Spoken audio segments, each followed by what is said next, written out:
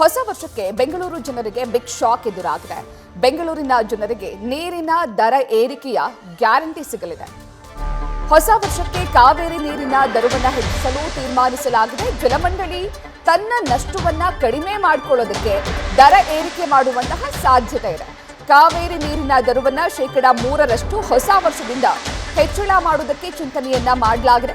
ಅಂದ್ರೆ ಮುಂದಿನ ವರ್ಷ ಏಪ್ರಿಲ್ನಿಂದ ಈ ದರ ಜಾರಿಯಾಗುವ ಸಾಧ್ಯತೆ ಇದೆ. ಅಂದ್ರೆ 3% ದರ ಹೆಚ್ಚಳ ಮಾಡುವಂತಹ ಸಾಧ್ಯತೆ ಇದೆ. ಇನ್ಮುಂದೆ ಪ್ರತಿ ವರ್ಷವೂ ಕೂಡ ನೀರಿನ ದರವನ್ನ ಏರಿಸಲು ನಿರ್ಧಾರವನ್ನ ಜಲಮಂಡಳಿ ಮಾಡಿದೆ ಎನ್ನುವಂತಹ ಮಾಹಿತಿ ಲಭ್ಯವಾಗ್ತಾ ಇದೆ.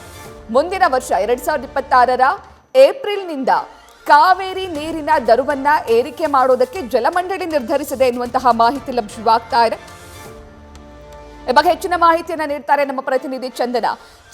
ಜಲಮಂಡಳಿ ತನ್ನ ನಷ್ಟವನ್ನ ಕಡಿಮೆ ಮಾಡ್ಕೊಳ್ಳೋದಕ್ಕೆ ಜನರ ಮೇಲೆ ದರದ ಬರೆ ಎಳೆಯೋದು ಎಷ್ಟರ ಮಟ್ಟಿಗೆ ಸರಿ?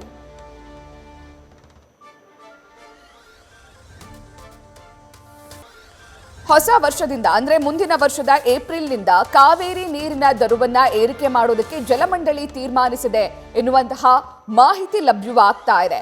ಕಾವೇರಿ ನೀರಿನ ದರವನ್ನ %3 ಹೆಚ್ಚಳ ಮಾಡೋದಕ್ಕೆ ಜಲಮಂಡಳಿ ನಿರ್ಧರಿಸಿದೆ. ಜಲಮಂಡಳಿಗೆ ನಷ್ಟವಾಗಿದೆ. ಹಾಗಾಗಿ ನೀರಿನ ದರವನ್ನ ಏರಿಕೆ ಮಾಡಿ ಅದರಿಂದ ತನ್ನ ನಷ್ಟವನ್ನ ಸರಿದೂಗಿಸಿಕೊಳ್ಳೋದಕ್ಕೆ ಜಲಮಂಡಳಿ ನಿರ್ಧರಿಸಿದೆ. ಜೊತೆಗೆ ಪ್ರತಿ ವರ್ಷ ಕೂಡ ಕಾವೇರಿ ನೀರಿನ ದರವನ್ನ ಹೆಚ್ಚಳ ಮಾಡೋದಕ್ಕೆ ಜಲಮಂಡಳಿ ನಿರ್ಧರಿಸಿದೆ ಎನ್ನುವಂತಹ ಮಾಹಿತಿ ಲಭ್ಯವಾಗ್ತದೆ.